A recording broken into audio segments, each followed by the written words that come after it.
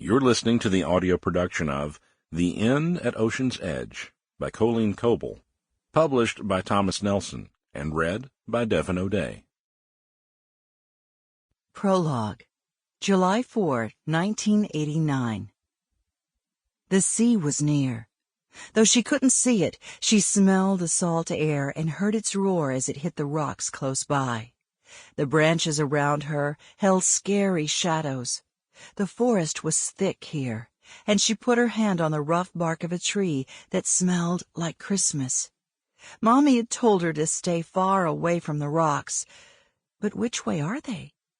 It was too dark to tell. She was afraid to move for fear she'd tumble off a cliff. All she'd wanted to do was go fishing. She strained to hear her mother's voice, but only noises like screeches and rustling little things in the grass came to her ears. Tears hovered in her eyes and closed her throat. She swiped the back of her hand across her face. Daddy always said crying wouldn't fix anything. It would just make her head hurt.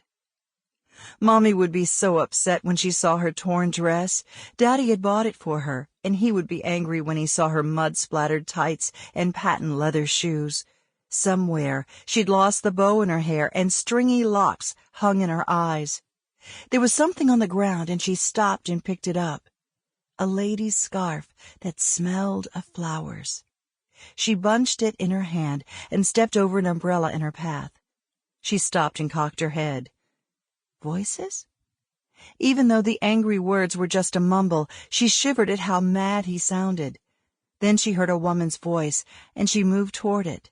The woman would help her. It might even be Mommy. Tree needles slapped her in the face and made her want to cry even more. But she was a big girl now. Daddy said only babies cried. She pressed her lips together and planted a muddy shoe atop a small shrub to move closer to the voices. As she peered through the leaves, she saw two figures struggling in the forest. She couldn't see their faces, but the smaller figure fell to the ground, and the man leaped on top of her with his hands at her throat. "Stop hurting her!" Her eyes widened as soon as the cry left her mouth. The man turned, and she saw a red pelt tied to his belt. The pointy nose hung at his knees, and she felt dizzy when she saw the red fur. She whirled around and ran as fast as she could, but the steps behind her grew closer. Her climbing tree was just ahead. She grabbed for the limb, and her hand went into the hiding place. She wished it was big enough for her to crawl into herself. She left the scarf in the hole, then reached up for the lowest. Sample complete.